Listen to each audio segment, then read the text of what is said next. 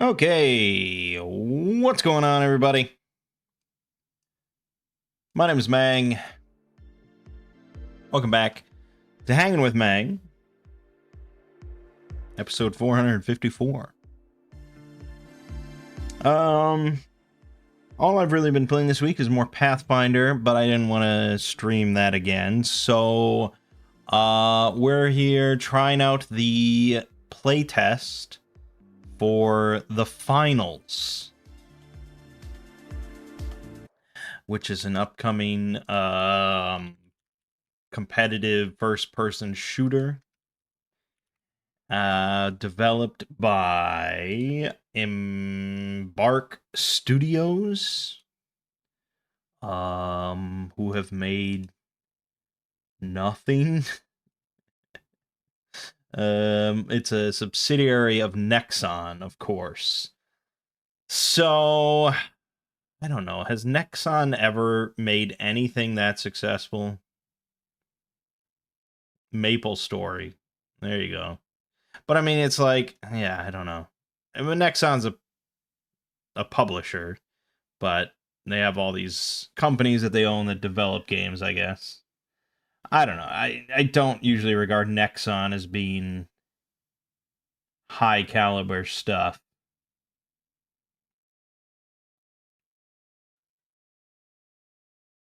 Just looking over their list. Nothing really that I ever care about, but you know, I heard some good things about this. I've not played it before, so we're just gonna jump in and yeah.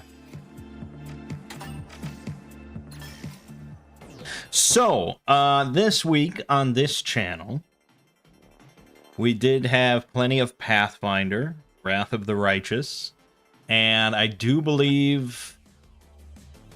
No, I don't think it'll quite end this week. I don't think so. It'll get pretty close. We're almost done with Wrath of the Righteous. And then that'll roll right into Kingmaker. We did finish, however, Tears of the Kingdom. That is now done. Obviously, I put a lot more time into that game than what I recorded. But yeah, had to finish eventually. So, with that done, I gave Shadows of Doubt a try, and I started recording that. And my first video for that is like a bit over 2 hours long. Because the main mode of the game is like a big procedural sandbox sort of thing. But there's like a starter sort of pre-constructed case that you can do as a tutorial.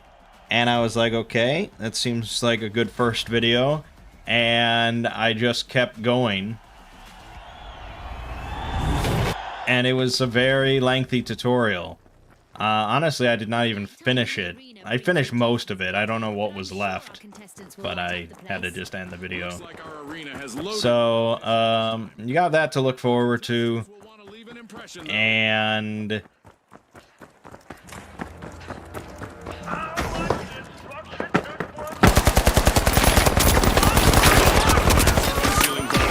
fuck. And, I'll be recording at least, at least one more. But probably more. I really was quite fascinated by the tutorial. So, that's cool. Very interesting, unique sort of detective game. And... that's kind of the plan right now. But look at the big splash. One deserted contestant holding down the fort all by themselves.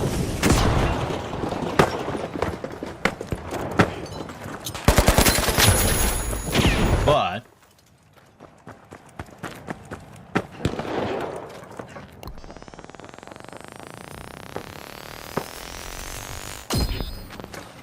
Final Fantasy 16 coming out real soon. This week. And I did not play the demo. Full disclaimer, I did not play the demo, but I heard very good things about the demo. Like the gameplay and everything. There was a lot of positivity.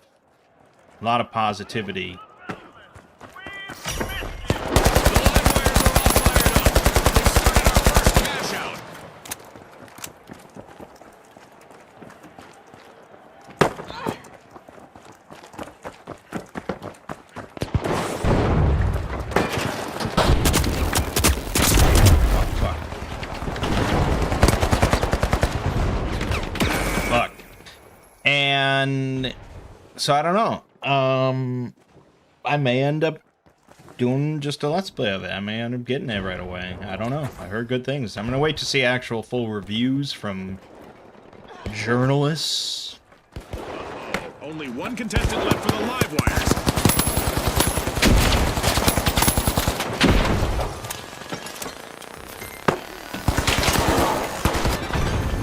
But yeah, I mean, it was encouraging to see really all this positive feedback. And in a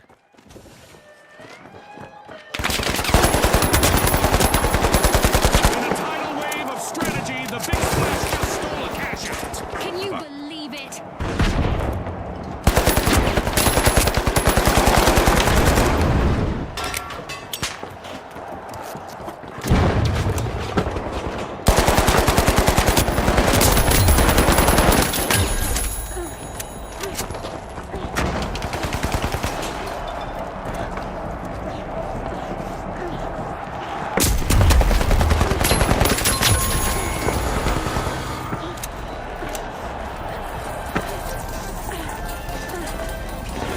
And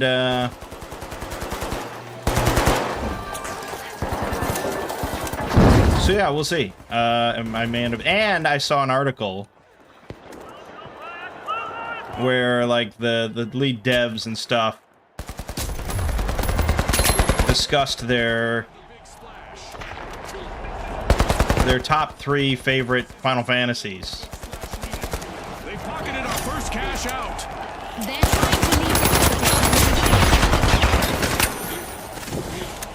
And all of them, all 3 of the devs, included Final Fantasy V in their top 3 games.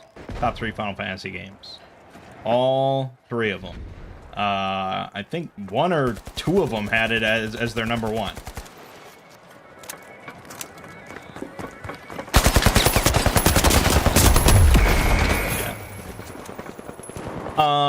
And I think 1 or 2 of them had Final Fantasy X in there as well. None of them had Final Fantasy VII, which I thought was very interesting, because that's generally considered to be the fan favorite often. Or Final Fantasy VI. I think that's what they call low But, voltage. I mean, Final Fantasy V is one of my favorites, and they specifically mentioned, you know, the gameplay and stuff as being a highlight. And so that's really encouraging, actually. Because Final Fantasy V is one of my favorites because of just the kick-ass gameplay that it has.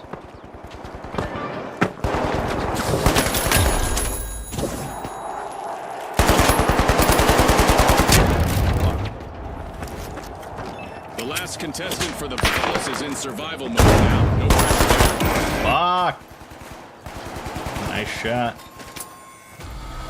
Hopefully my buddy revives. No. I'll request a revive. He was right next to me.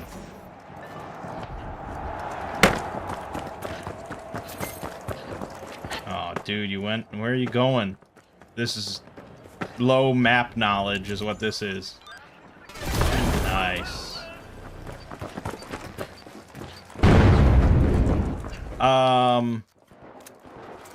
So yeah. I mean, we'll see about the reviews, but you may very well see a Let's Play of Final Fantasy 16.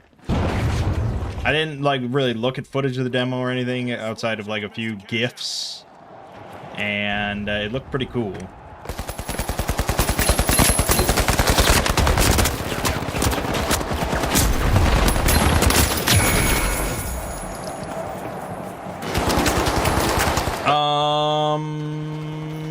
that's basically where we're at. Lego and I did, Wires is still out there. I used to thrive in those situations, June. did a little RimWorld last night, which was fun. Have conducted a shocking heist, pilfering a cash out. Big rewards from a risky move. We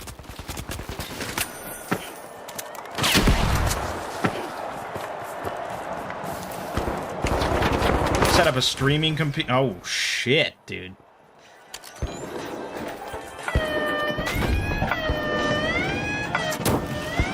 You're on fire, man. You're definitely on fire. I feel like I'm dying more than my teammates are. Strategy. Alice will need to reboot. Team wiped.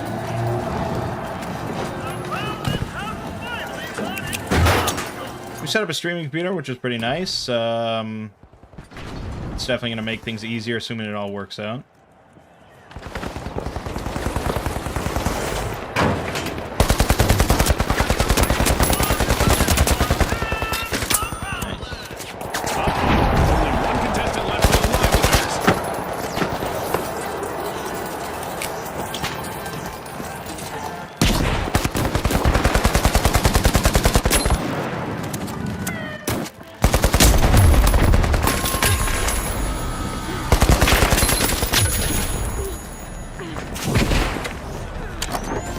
Oh, we won. Holy shit. That was good. Sweet, the Big Splash just completed a cash out. That was really intense, though. I can't really talk much while I'm doing it. Okay, so I didn't do horrifically bad, but we got carried a little bit.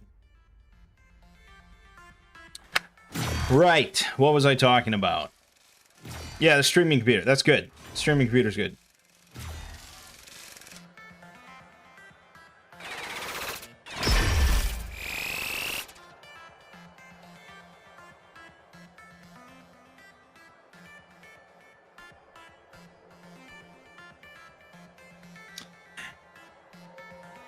And yeah, over on the Exploring series, I put out a video on Robute Gilliman. It's done all right. I mean, it's hard to say. Honestly, like, I can't really evaluate things yet. I have to do 40K for like a year before I decide if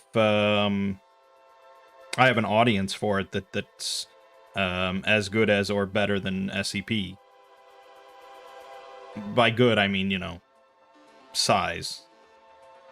So, I mean, it's done okay. That one has 61,000 views right now, but the last SCP video I put out has 129,000 views.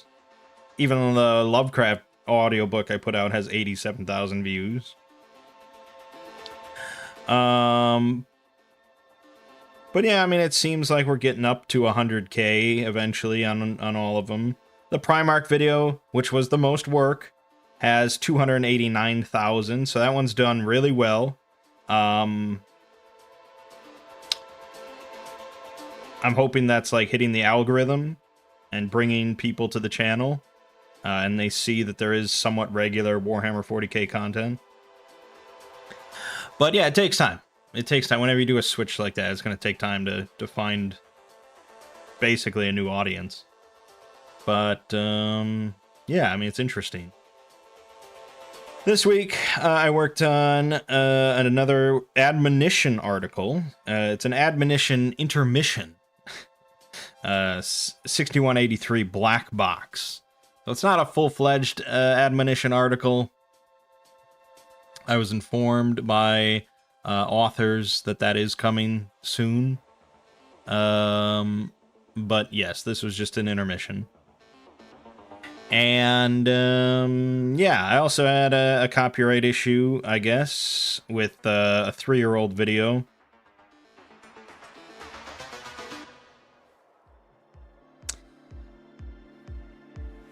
Yeah, I mean, it happens. And honestly, it's like really not the worst thing. Because it's very simple to just re-upload it with one image changed. A lot of people will think it's a new video. Although this time I actually got a lot of comments saying this is a re-upload, even though the pinned comment is that it's a re-upload. And so that re-uploaded video now has gotten 50,000 views in 2 days. And that 3-year-old video would not have gotten these 50,000 views in 2 days. So, you know, it's kind of good. I wouldn't want it to happen often, but it's kind of good.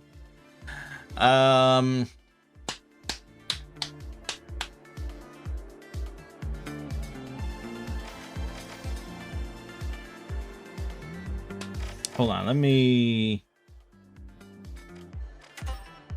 look here. I still have to stick with this AK.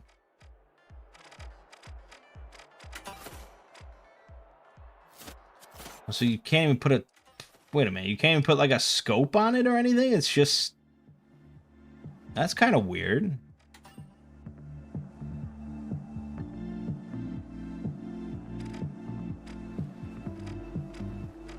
That's very unusual for a game like this. To not actually... I mean, if you look at the newest Call of Duty, like, the gun customization is out the ass. Like, every part of it, you know, you can just change and swap out for, you know, certain little benefits and all. You know, they really want you to enjoy customizing your gun. Here it's just, yeah, here's your gun. What do you want it to fucking look like? Shut up.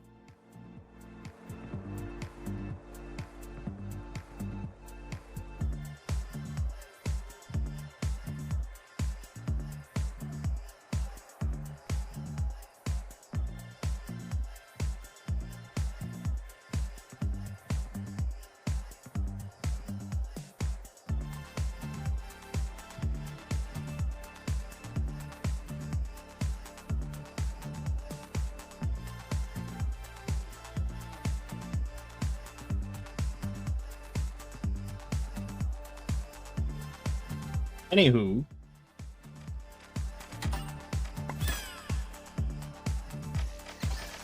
that's all that. There'll be another 40K video next week. I don't know what it's on. Nurgle, maybe, or... Let me see. Yeah, Nurgle. Okay, it's going to be a video all about Nurgle. I don't really know how that's going to be formatted or how long it's going to be. How much can you exactly say about Nurgles? I guess you'll cover some of his bigger, like, accomplishments and offensives and things like that. You'll go over, you know, specifically aspects of, like, you know, his identity and his sort of, I guess, philosophy, I suppose. Each of the Chaos Gods has a philosophy about how best to spread and rule and blah, blah, blah. So there'll be all sorts of that, and I'll go over, you know, his followers and their sort of specific traits, things like that. Yeah, I get it. It's a video. It's certainly a video. You'll leave with a better understanding of Nurgle. Is Mom Jewel and Kurar out entirely? Yes, that article is done. That article is finished. Now it is part of a larger series from Rounder House called Red Tape. So there is a playlist on the Exploring series, the Red Tape playlist, that has all the videos I've put out, which basically covers everything in Red Tape so far.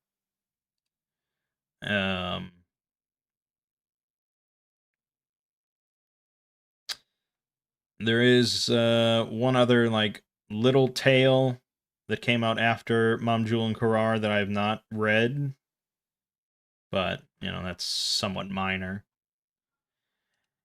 And eventually we'll get the next big article in that series, the Bone Proposal, which is about the Karsus, not the Karsus, the Sarkites,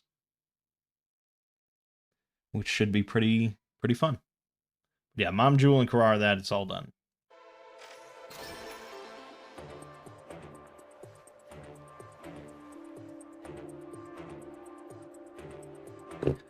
Anyways, I talked about this last night on Two Brothers Play, but this week I guest starred on an SCP-related podcast.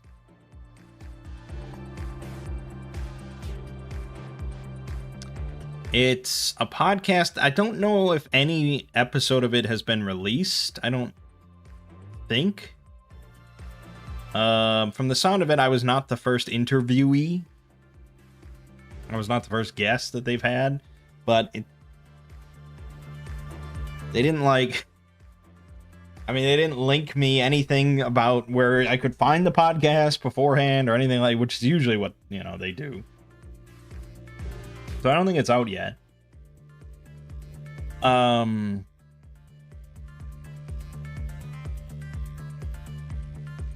But it's run by two SCP authors, Placeholder and Harry Blank. And it's, I guess Placeholder works for Affray Studios, who are making this SCP 5K game or whatever. So the podcast was sort of sponsored by Affray and was kind of, I don't know, it's meant to kind of endorse the game in some sense. I'm not exactly sure. We never discussed the game. I've never played the game, none of that. So it wasn't really about that. It was just about like SCP content creators and things like that. And yeah, I mean, it was fine. I think if you've watched any other time that someone has interviewed me, you're probably gonna hear a lot of the same questions and a lot of my same answers.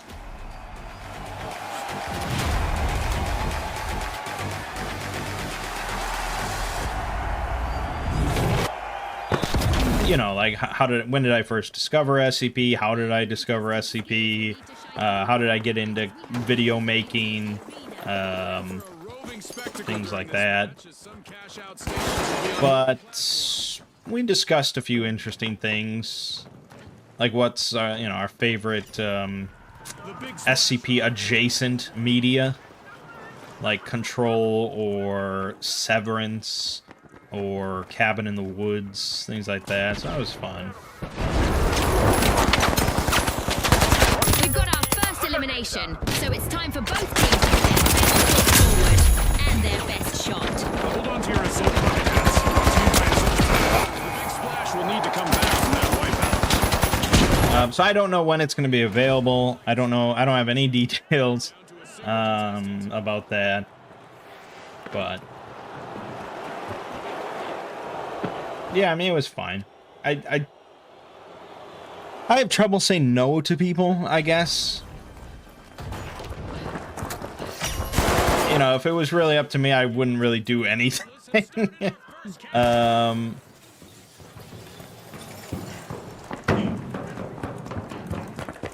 But I hate saying no to people, so I just do stuff.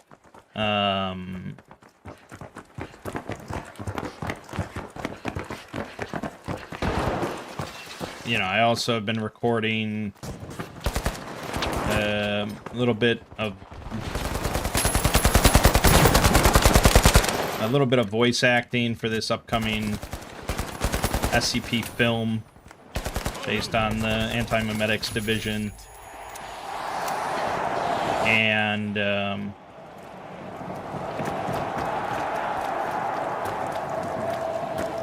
they've had me do like multiple takes of it with different interpretations of the reading and stuff. And I guess it's been kind of interesting.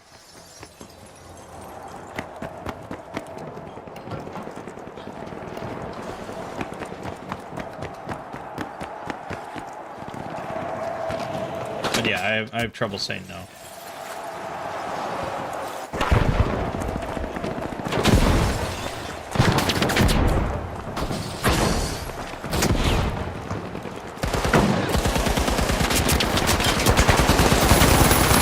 Look how small she is. Holy shit.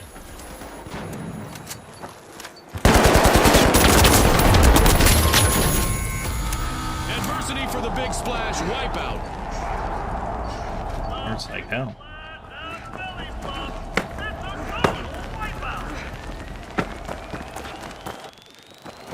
Gotta get that cash out.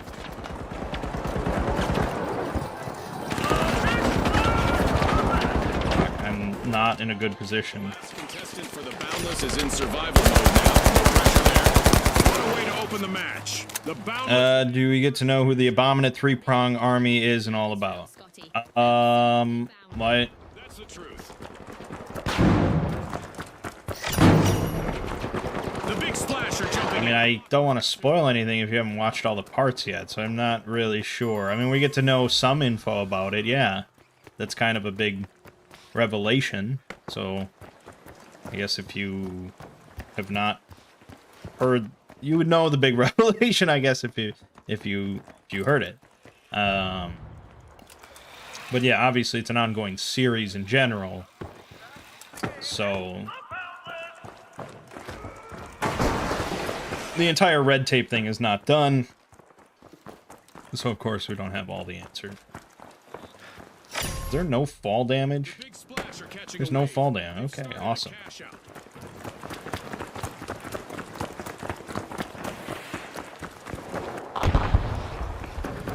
Can't slide.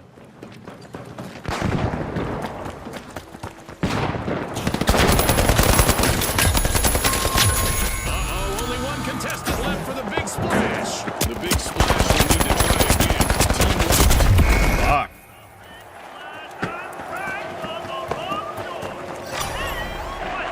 The live wires A connect. lot of sliding going on. Grabbing a cash out with shock. Anywho,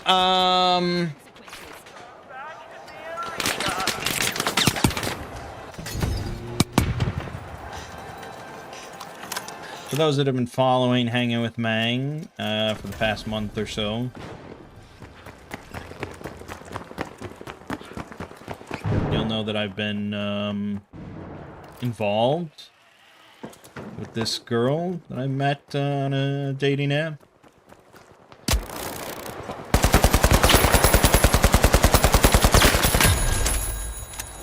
And it's been They'll need to proceed with caution.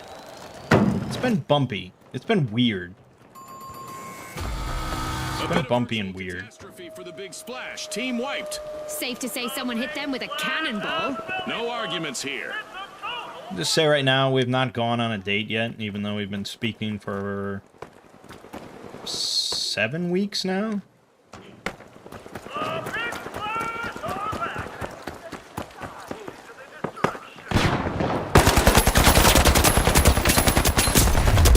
How the fuck did I screw that up?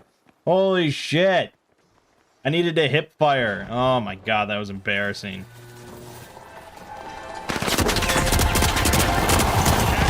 But look at this person. What are they doing? Holy shit, is this a bot? What the fuck was that? In the arena. Oh my god, my teammates are worse than I am. For the live wires.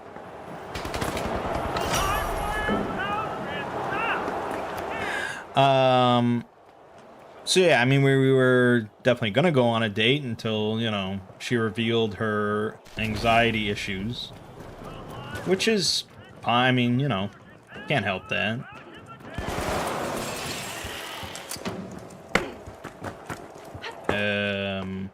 Fuck. Oh shit. Obviously, better if no one on the planet had anxiety issues, but it is a thing, so Tapping into vault 3. it is what it is. And I think most guys would just kind of like fade away at that point. Based on what I read online. Seems like the general advice given is like, oh, if you haven't gone on a date in like 3 weeks, you know, time to move on. Look at the big splash. One deserted contestant rolling down the court all by themselves. But I don't like that shit, you know? The big splash will need to come back from that wipeout.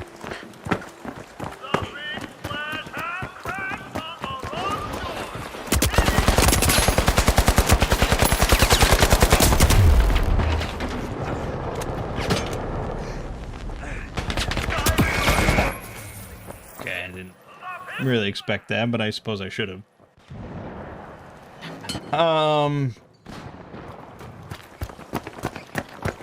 But yeah, it got weirder than that, because it's just like...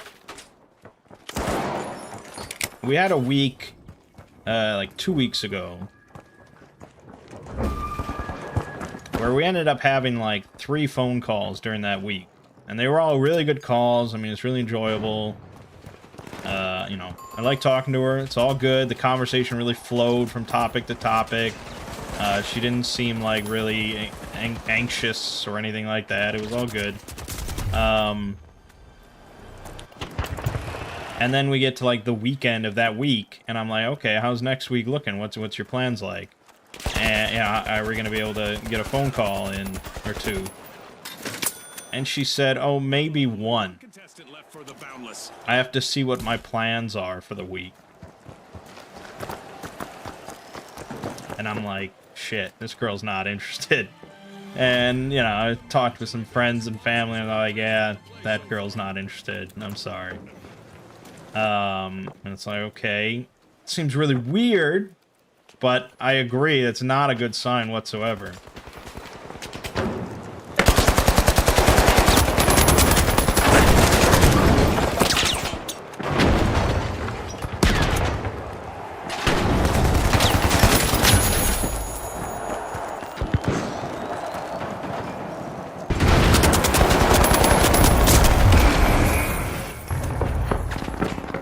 Destructible environments in this game are really pretty slick.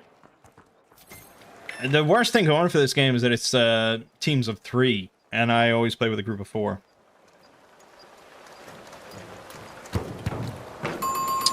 You got some lag and buffering going on.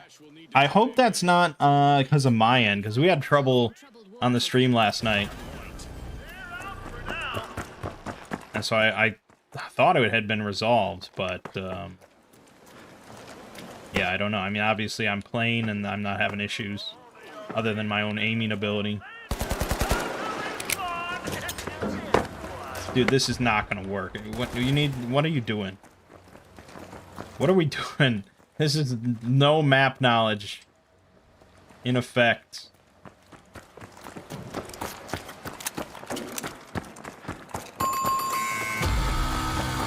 We gotta stop this dude with the cash. That. Fuck, so small. Jesus. Oh my god. It's like playing against Oddjob in GoldenEye. What the fuck? Oh my god. That's right. I guess they have limits after all. Exactly what I was thinking. Nice. Okay, we got the cash. Time to cash out.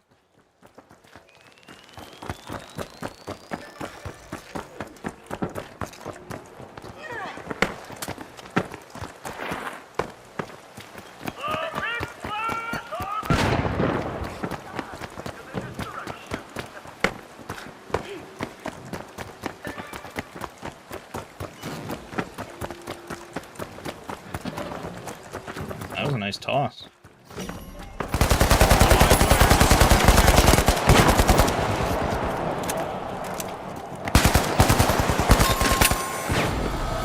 bit of a catastrophe for the big splash team. Fuck. Safe to say someone hit them with a cannonball. Oh, that guy missed it.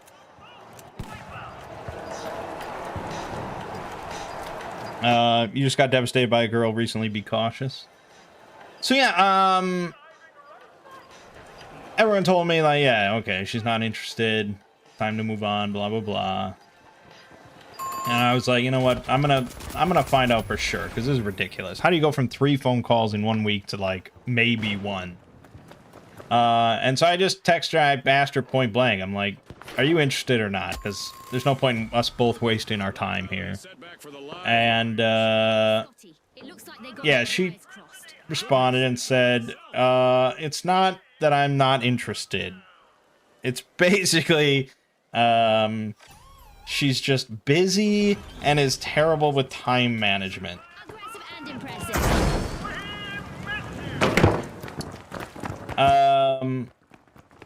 So she's not disinterested, she's dysfunctional, is what it is.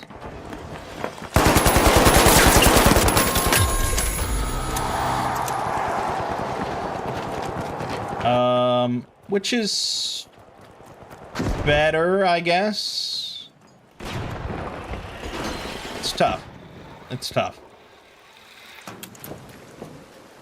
You never want someone you're interested in to be dysfunctional, but I do like her, so it's just something you gotta deal with. Why do I have a fucking grenade? They're gonna get the cash out and they're gonna win. Yep. Boom. Wahoo! The Boundless netted a cash out. That was a pretty cool game, I gotta say. Really a bummer that it's teams of 3. I don't know what I'm gonna do with that.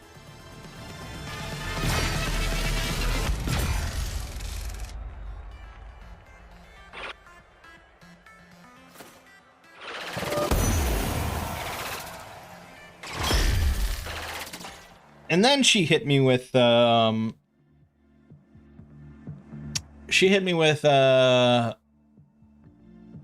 not sure exactly how to proceed, since it doesn't seem like I can give you the time and attention you seem to be looking for. I would say that was a bit of a misstep on her part. Making me out to be like the weirdo that's really clingy because I want to go on a date with a girl I met on a dating app. And we can't go on a date because she's got anxiety, and she said she needs to do some more phone calls before we can go on a date. So then I'm the bad guy because I want to do phone calls so that we can go on the date. I don't know. It was a bit of a misstep from her, but I'm like, you know, look, as long as you're interested, it's fine. We'll just keep moving forward and making progress, whatever. And so we ended up doing another phone call the day after that whole text thing. And the phone call went really well. It was all good again, and it was like an hour and 15 minutes. We just chatted and stuff. And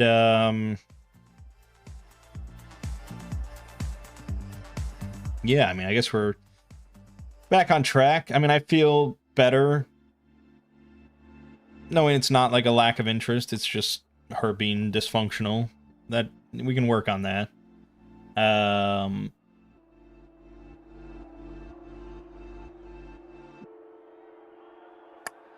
You know, it's... I guarantee people will tell me, like, just move on. It's not worth it. And it's like, okay, so this girl's just undateable, you know? No one should go near her with a 10-foot pole because she's got some personal issues. Like, everybody's got personal issues. And my sister-in-law is, I think, very similar to this. Just really not great with time management and kind of dysfunctional when it comes to social interactions and sort of coordinating off time to spend with other people, you know, and understanding all that. You know, my sister-in-law, I think, is a lot similar. That doesn't, you know, make them bad people or anything like that. It's just an issue. So I don't know. So then I really want to play something online with her so that we're not just chatting on the phone. We're actually doing something together. It's almost like a virtual date then. But instead of going mini golfing, we're playing something together online. So my original idea was to play this game called Ibn Ab. which I had played with my cousin from Germany a while back. We played that together online, and it was pretty fun. Just a simple 2-player platform puzzler.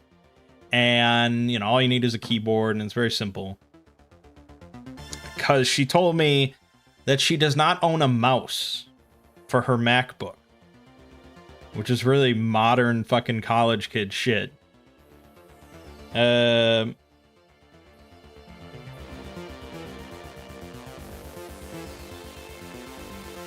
so... Alright, Major Grubert. So I'm like, okay, we can play Ibn Ab. Then I look it up, because that was after I found out that she had a MacBook. I should have just guessed, I guess she had a MacBook. I looked up that, and I found out that Ibn Ab used to work on Macs, but it no longer works on Macs because Apple dropped support for 32-bit apps. And the Ibn Ab developers just don't give a shit to make it 64-bit now. So it just has you cannot play it on a Mac anymore. Even if you own it, you just cannot play it on your Mac anymore. It's ridiculous. So that's out. We can't play Ibn Ab. So then I was kind of scrambling, because it's like, okay, I have to find a game that runs on Mac, on Steam, and is simple enough that you could just use like a keyboard. Because she tried to play Planet Zoo with a trackpad, and she just got really confused and frustrated with the camera controls, which is fucking understandable. So she kind of gave up on it. So, yes, I imagine in the near future she'll probably buy a mouse, but I need something that just works, very simple. And so I ended up finding this game called Tick Tock. A Tale for Two. And it's very simple, even though it's a gig, which is kind of crazy. And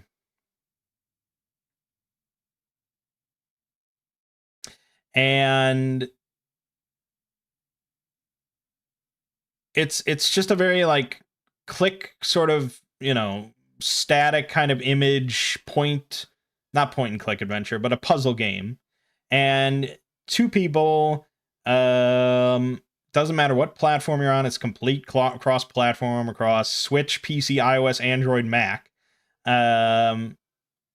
All you have to do is basically just talk each other through the puzzles, because you each have a different screen of puzzles, and you have to give each other clues and work it out.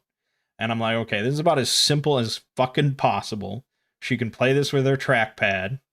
It works on Mac, it works on PC. This is it. And it's only like 2 hours long. And it's $6. This is perfect.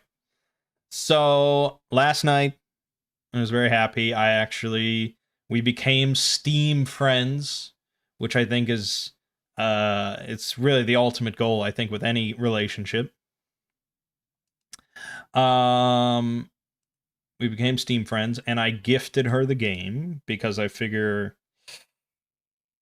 I mean, she could have bought it herself, but if we had gone out on a date, I would have paid, and so I figure $6 is a pretty cheap first date. And yeah, we'll just consider it our first date. Yeah, so, you know, I don't want to divulge too many details or get into anything too much, but I did find out she's only ever been in one other relationship before, in college for 6 months. That was her one relationship. So she's fairly inexperienced, which is probably good. I don't know how comfortable I'd be with someone that's super experienced. Hey, Durden, I missed you last night. Yeah, you'll probably want to go back to the VOD. I've been talking about girl shit for the last 5-10 minutes or whatever. But yeah, so it's ongoing still. And I think, you know, if you're 6 weeks in, you're still chatting, you're still interested in dating, can't be too bad. So that's where we're at. Durden, did you watch? I can't remember. Did you say you watched Evil Dead Rise? Because I watched that the other week, and I was going to talk to you about it, and then I forgot.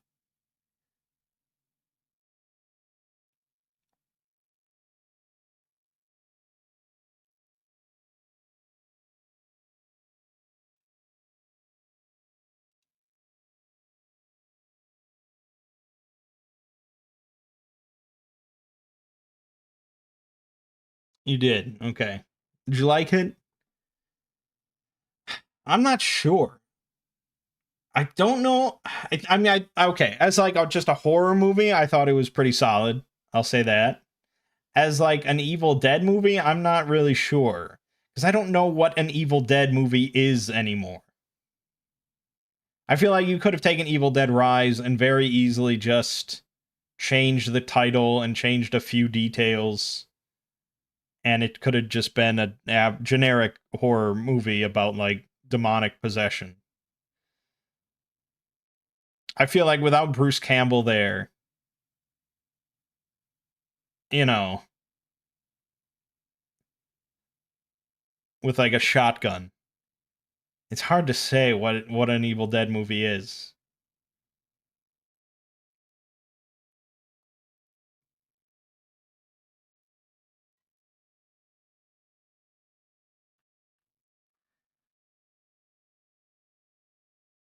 I guess maybe you could say an Evil Dead movie is always one that's about demonic possession, and the problem is solved by the main characters through violence.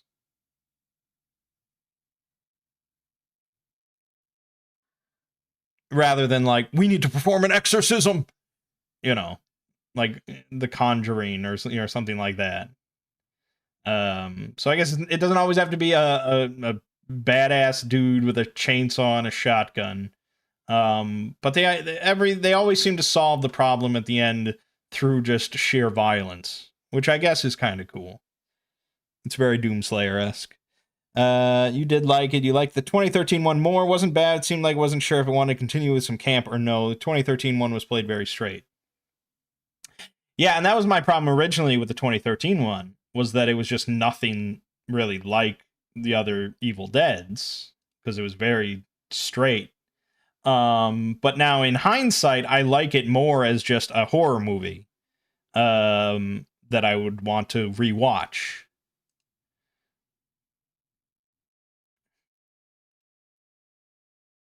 Um, so yeah, I agree. This one was a little bit like perhaps slightly comedic, but not a comedy horror or anything. So yeah, I guess it leaned a bit more in that direction.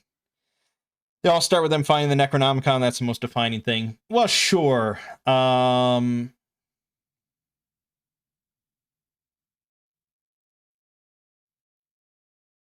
Yeah, I mean, I agree that's a central plot element of all of them. But yeah, I mean, I guess that's not what like makes me want to watch an Evil Dead movie. Is like, oh shit, they're gonna find the Necronomicon.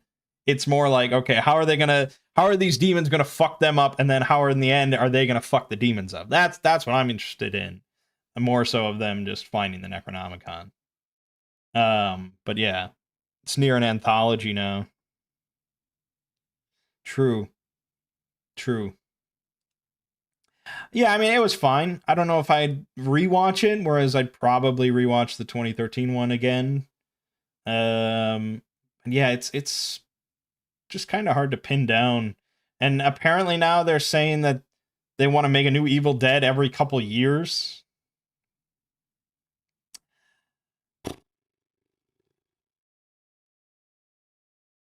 Yeah, I don't know. I don't know.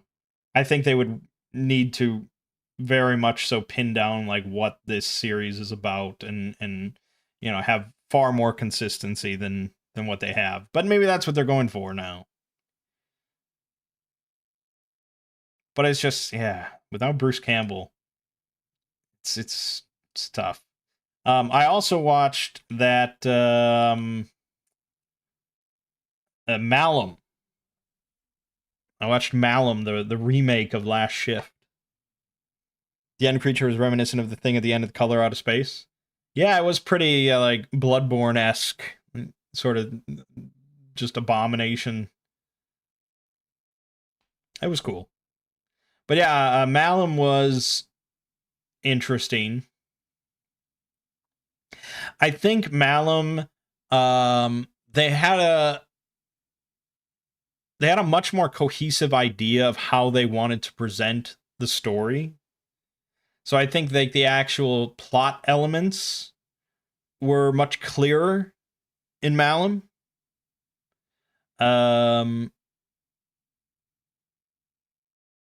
It felt like a much more structured kind of modern movie in that sense, but in the process, they lost sort of the thing that made Last Shift really interesting, which was how like indie and gritty it sort of was, and just sort of a bit more hectic. You know, it wasn't as clearly structured in the same way, and so I guess you kind of felt more like the main character of just being in this constant state of confusion and all this sort of stuff. Yeah, so overall, I'd say I liked Last Shift a little better, but it's tough when you have just a straight sort of remake of a movie that's not that old. You're retreading a lot of the same ground. So, I don't know. Did Malum really need to be made?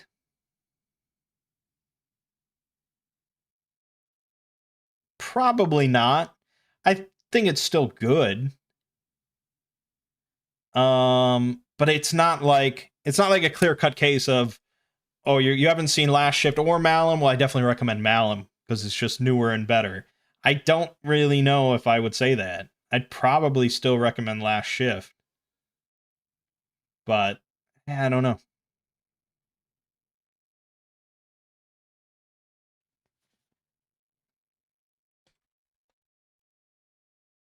It was good. I mean, as a horror movie, it was good. If Last Shift didn't exist, it would be just a good horror movie. But it exists in this strange place of being a remake of a movie that's not even 10 years old. You were hanging with some friends last night. You ended up watching Tropic Thunder at 2 in the morning. That is basically everything you can't do in comedy currently. Yeah, we were talking about that got brought up actually last night in Two Brothers Play. That I don't really watch almost any comedy movies, but two of the more modern ones that I've actually enjoyed were Tropic Thunder and Step Brothers. I don't know if I would care as much about Tropic Thunder if it wasn't for Robert Downey Jr. in there, though. He really just dominates it.